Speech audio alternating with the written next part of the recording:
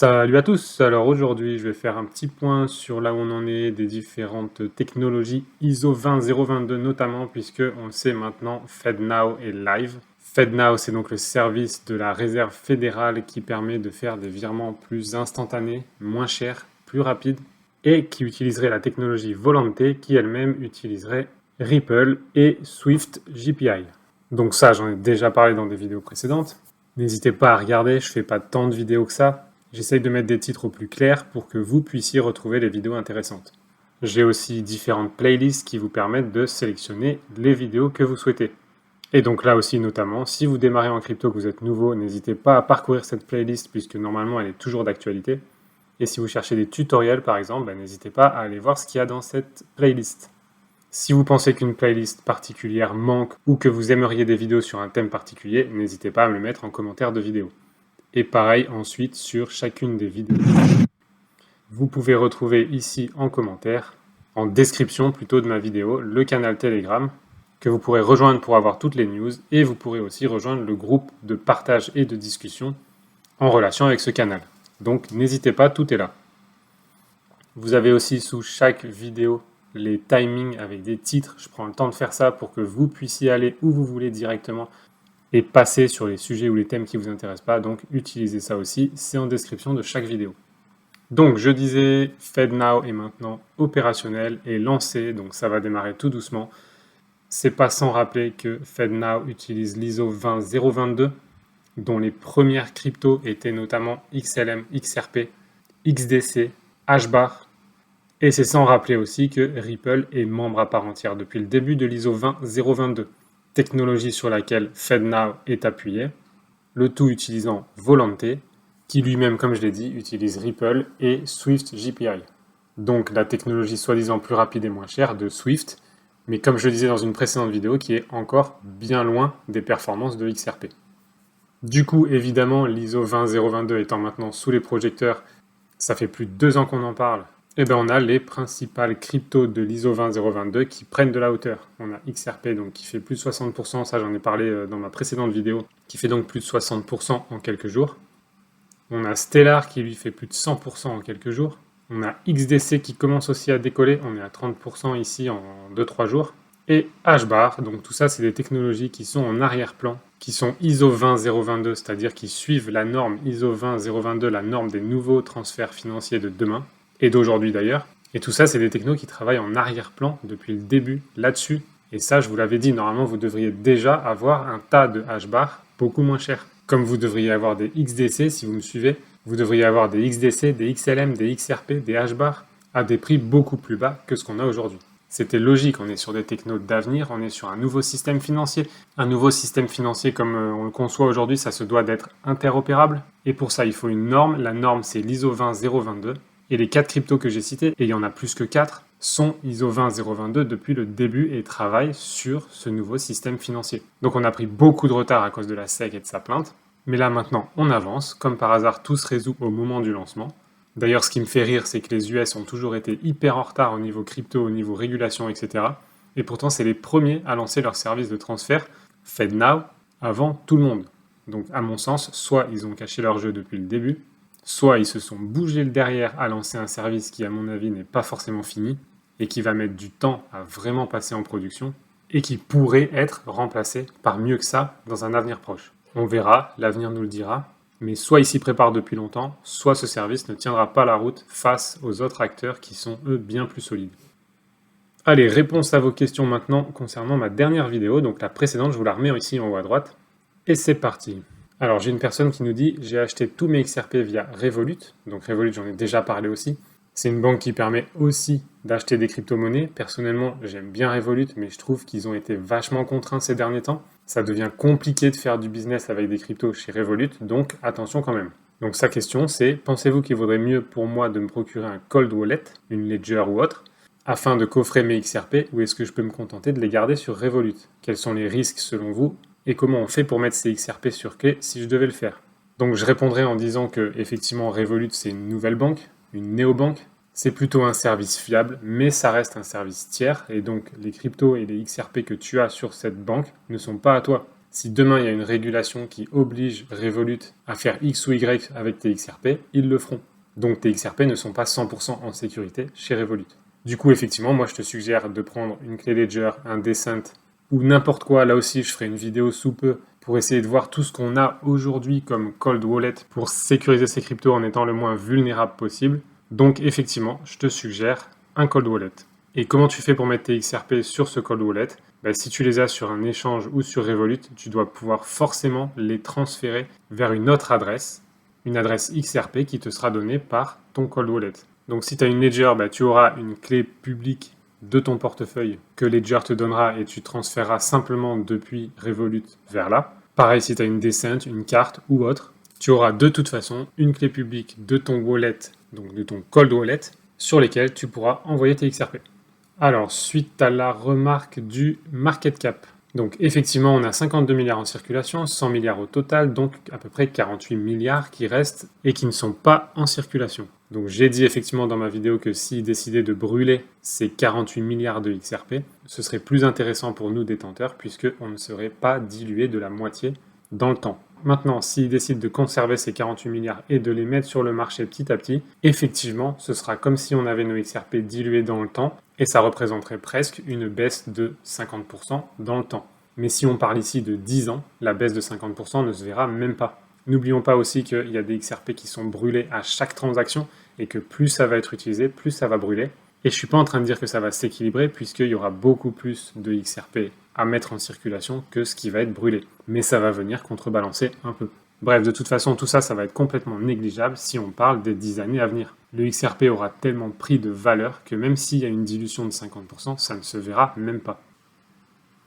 Ensuite, sur le même sujet, tu dis qu'un burn du non-circulating supply serait une bonne opération pour les holders, donc pour les détenteurs, mais nos tokens vaudraient 2 fois plus. Alors, je n'ai pas dit ça. Les XRP valent ce qu'ils valent aujourd'hui. C'est simplement que si on brûle les 48 milliards de XRP restants, alors la dilution de à peu près 50% des XRP n'aura pas lieu dans le temps. Mais en aucun cas, j'ai dit que ça vaudrait 2 fois plus. Donc ensuite, seulement, ça mettrait un énorme coup à Ripple qui reste le principal driver à la hausse du prix du XRP par son expansion. Et je m'attends à plus personnellement qu'un X2 dans les années qui viennent, en partie grâce au travail de Ripple et leur utilisation des 50 milliards de tokens restants. Donc je considérerais le burn des XRP comme positif à court terme, X2 mécanique, mais très mauvais à long terme, qu'en penses-tu? Alors je pense qu'il y a deux choses qui sont un peu mélangées ici. Le prix du XRP, c'est le prix du XRP. Il va forcément grandir avec le temps, avec l'utilisation et le fait qu'il y a de plus en plus d'acteurs qui vont rejoindre cet écosystème de Ripple et XRP. Et je n'ai jamais dit que ça allait faire seulement X2 dans les années à venir. En fait, ce que j'ai dit, c'est que si ces 48 milliards de XRP sont brûlés, alors on n'aura pas cette dilution d'environ 10 des XRP dans le temps. Mais en aucun cas, ça bloque son potentiel à x2. Maintenant, si ces 48 milliards de XRP sont conservés tels quels aujourd'hui et ajoutés au marché dans le temps, effectivement, on aura une dilution progressive du XRP qui correspond à peu près à 10 mais comme je l'ai dit juste avant, sur 10 ans, ça ne se verra même pas. Le XRP va tellement monter que ça ne se verra pas. Donc voilà ce que j'en pense. Alors ensuite, tu as déjà programmé tes ordres de sortie, donc tu as tes tokens sur un échange. Alors oui et non. En fait, j'ai mes tokens XRP dans des cold wallets, Ledger, Decent, etc. Et j'ai aussi quelques XRP sur un échange centralisé comme Kraken. D'ailleurs, sur Kraken spécifiquement, puisque pour moi, c'est celui en lequel j'ai le plus confiance aujourd'hui. Pour ceux qui ont posé la question aussi, j'ai effectivement à peu près 10% de mes XRP en ordre programmé, et programmé sur des ventes à 1, 3, 5 et 10 $. Alors comme j'ai déjà dit aussi, là je vous donne des paliers ronds puisque c'est plus simple à dire, mais je suis plutôt à 0,95 $, 1,95 $, 2,95 $, 4,90 et 9,80 $. Pourquoi?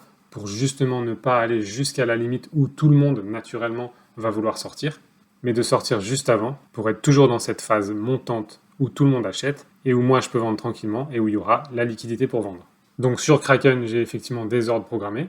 Et ensuite, j'ai des ordres programmés via XRP Toolkit ou via Sologenic, comme je vous l'ai déjà expliqué dans une vidéo et je vous la remets ici en haut à droite. Pourquoi dans ces 10% que je vais vendre jusqu'à 10 $, j'ai choisi d'en mettre certains dans un échange centralisé, donc Kraken, et d'autres de les laisser dans mon cold wallet? Tout simplement parce que sur Kraken, j'ai un pool de XRP que je peux vraiment bouger, vendre, racheter, voire migrer sur une autre crypto, et c'est beaucoup plus simple et plus rapide pour moi de le faire via un échange centralisé encore aujourd'hui. Alors ensuite, pourquoi vendre un asset qui a le potentiel de devenir la nouvelle monnaie de réserve mondiale? Et bien là, c'est libre à chacun de faire comme il le sent. Personnellement, je pense qu'effectivement XRP va valoir énormément d'argent, mais on ne sait pas si ce sera absolument le cas à 100%, on ne sait pas quand, et on ne sait pas quelles vont être les fluctuations d'ici là. Donc moi, mon plan, c'est de vendre 10% de mes XRP jusqu'à 10 dollars, ce qui fait qu'il m'en restera 90%, ce qui est déjà énorme. Et puis s'il se trouve qu'effectivement XRP monte à 5 dollars puis redescend à 1, ou monte à 10 et redescend à 4 ou à 3, ben moi j'aurais vendu sur des paliers qui vont me faire gagner de l'argent et que je pourrais réinjecter dans les XRP avec un effet levier. Donc premièrement, si jamais XRP se met à monter sans arrêt, sans jamais redescendre, ce que je conçois quand on sera dans une période d'utilité forte, mais que je ne conçois pas forcément maintenant, sur les semaines ou mois à venir, je vois davantage de grosses fluctuations du fait que tout le monde va se jeter dessus de peur de rater le train. On n'est selon moi pas encore dans une forte utilisation de XRP, donc il y a des chances que ça monte et que ça redescende, du coup je préfère vendre. Maintenant, si ça devait monter sans s'arrêter, peu importe, je suis ok d'avoir vendu mes 10%, et il m'en restera 90% pour voir ce que je fais avec. Ensuite, une petite remarque intéressante. On a compris que les CBDC allaient brider à tout va la population avec le nouveau système financier qui va bientôt voir le jour. La monnaie fiat n'a aucun intérêt pour nous, investisseurs. Je suis assez d'accord, mais aujourd'hui, quand tu vas faire les courses, que tu vas au resto, que tu veux t'acheter une glace, pour l'instant, tu vas utiliser des fiat ou des cartes bancaires crypto-monnaies comme celle de Binance ou celle de Ledger. Certes. Donc je suis d'accord avec toi que dans un futur plus ou moins proche, on ne va plus revenir vers les fiat, ce ne sera plus la référence.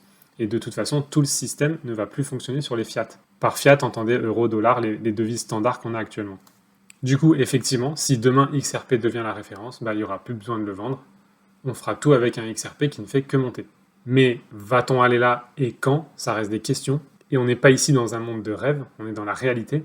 Il n'y a pas de licorne qui court autour des arcs-en-ciel, donc à un moment donné, il faut aussi prendre des gains, et aujourd'hui, pour utiliser les gains, le plus simple, ça reste les fiat. Même si je fais, et j'encourage chacun à faire son maximum pour ne plus utiliser les fiat, dans notre monde aujourd'hui, ça reste quand même compliqué. Et j'espère que ça va changer rapidement.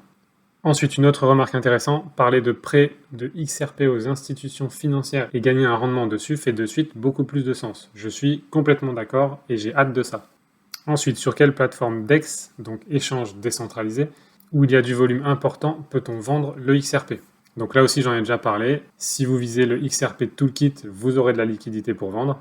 Et vous avez aussi Sologenic, qui commence à bien prendre de la valeur et qui est super bien fait.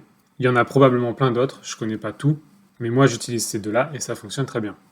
Ensuite, j'ai une question assez fun. Quel est le meilleur moyen de gagner de l'argent avec le trading de crypto? Alors c'est une petite blague effectivement puisque c'est nos chers spammers qui arrêtent pas de mettre des commentaires à la con pour essayer de vous appâter et de vous voler votre fric. Donc faites attention à ça, dans les commentaires il y a plein de saloperies. Ne vous laissez pas avoir, il n'y a pas d'argent facile. On fait ce qu'on peut pour les enlever, mais c'est compliqué parce que c'est que des robots qui foutent tous ces spams. Donc quel est le meilleur moyen de gagner de l'argent avec le trading de crypto? Si tu m'écoutes, c'est pas en étant un putain de spammer. Bref, ensuite, question sur l'avenir lointain. Est-ce que tu prévois d'autres investissements très long terme en ce moment ou bien tu seras libre financièrement et par conséquent ne t'intéresseras plus nécessairement à placer ton argent dans des investissements après le prochain bull run? Alors, plusieurs points ici. Donc déjà, sachez que je suis libre. Et par conséquent, si je fais des vidéos aujourd'hui, c'est parce que j'en ai envie, pas parce que je dois ou parce que je dois gagner de l'argent. Je pense que vous voyez que sur mes vidéos, je ne vends rien. Je fais pas de pub. Si je parle d'un produit, c'est parce que je trouve que le produit est bon et pas parce qu'on m'a passé de l'argent pour en parler. Donc si je fais ce que je fais aujourd'hui, c'est parce que j'en ai envie, pas parce que je suis obligé. Ensuite, c'est un domaine qui me passionne, donc effectivement, je n'arrêterai pas, et jusqu'à ma mort, je n'arrêterai pas a priori, parce que j'adore trouver des moyens de placer mon argent, j'adore les nouvelles technologies, j'adore créer un distributeur de billets, donc a priori, je serai là, sauf si j'en ai marre, pour une raison X ou Y, mais ça, seul l'avenir nous le dira. En tout cas, je vais continuer tant que ça me plaît, il y aura d'autres assets, il y aura peut-être d'autres technos, il y aura du trading, des robots de trading. Mes robots de trading sont en train d'être vraiment très très très bons, mais quand je dis très bons, c'est même hallucinant. Et j'avais dans l'idée de pouvoir rendre mes trades disponibles, donc je suis en train d'y réfléchir, je ne sais pas quand. Ne me mettez pas la pression là-dessus, puisque de toute façon vous n'y arriverez pas, et je sortirai tout ça quand ce sera prêt. Je ne sais pas encore quand. Donc il y a tout ça qui va venir aussi. Et puis je veux aussi bientôt enchaîner avec les marchés boursiers, les actions à dividendes, pour que nous et vous puissions placer nos gains de crypto et se créer notre propre retraite dès maintenant. Bref, il y aura plein à manger sur ma chaîne et dans le temps. Même moi, je ne vois pas ce que ça va devenir. J'ai des petites idées. Mais en tout cas, je suis là. Tant que ça me plaît, je serai là. Et je vous partagerai un max de trucs. Puisque un de mes objectifs, c'est de rendre un maximum de gens libres. Libres financièrement, c'est un de mes rêves. Mais je le fais tout en me sentant libre et sans me sentir obligé à rien. C'est ça la vraie liberté. Et c'est ça la vraie liberté que je souhaite à tout le monde. Je vois tellement de youtubeurs qui sont maintenant accrochés à leur chaîne parce qu'ils veulent faire de l'argent avec leur chaîne. Et du coup, c'est plus la liberté, ça. Je vois pas comment on peut aimer faire 4-5 vidéos par jour, si ce n'est pour faire des vues et des abonnés. Avoir une chaîne YouTube, c'est un vrai travail, donc faut être motivé, faut en avoir envie. Et personnellement, moi, mon moteur, j'ai pas envie que ce soit de gagner de l'argent, mais simplement mon envie de passer des messages et mon envie que ça puisse vous profiter. Donc voilà, j'espère que mon état d'esprit est plus clair là-dessus. Et dernière question, ils envisagent un crash jamais vu sur les marchés traditionnels, peut-être même prochainement avec le plan des BRICS. As-tu pris en compte cette hypothèse et si c'était le cas, quel serait l'impact sur XRP selon toi? Alors il y a une personne qui dit, je ne sais plus laquelle, il y a plus d'argent qui est perdu parce que pas sur les marchés dans l'attente d'une crise que d'argent qui est gagné entre les crises. Et aujourd'hui, je suis assez d'accord avec ça. Donc oui, il peut y avoir une crise, mais pour autant, faut pas être hors marché non plus. Pas complètement. Il vaut mieux alléger ses positions si on a peur d'une crise et les renforcer après une crise, mais quand même rester dans le jeu parce que la crise, on l'attend depuis 2 ans et elle aura peut-être lieu pas avant 5 ou 8 ans. Donc comme on n'en sait rien, il faut se positionner. Donc du coup, pour revenir sur ta question, est-ce que j'ai pris cette hypothèse en compte? Bien sûr. Et quel serait l'impact sur XRP selon moi? J'en sais rien et personne ne le sait. Ça pourrait autant subir une grosse chute comme tous les autres. Ça pourrait être autant le point clé de transfert d'argent vers XRP, vers le nouveau système financier, et donc amorcer le crash avec tout le monde et d'un coup exploser à la hausse, en tout cas pour XRP. Ou ça pourrait plutôt rester stable, on n'en sait rien. Donc faites votre plan. Si aujourd'hui, dans quelques semaines, ça part à 1, 2, 3, 5, 10 dollars, j'en sais rien, et qu'après ça redescend à 0,2 parce qu'il y a un crash, comment vous voulez avoir géré votre plan de sortie? Si de là où on est maintenant, ça repart à 0,2 ou 0,1, comment vous voulez avoir géré votre plan de sortie? Est-ce que vous voulez avoir sécurisé de l'argent maintenant ou pas? Et si ça monte juste à 1 et que ça redescend à 0,2, ou si ça va à 0,2 et qu'ensuite ça va à 10, créez vos différents plans de sortie pour qu'ils soient satisfaisants pour vous. Et là, il n'y a pas de règle générale, ça dépend aussi quand est-ce que vous avez acheté vos XRP. Moi, je les ai achetés en moyenne en dessous de 10 centimes. Donc, quoi qu'il arrive, je serai toujours en positif.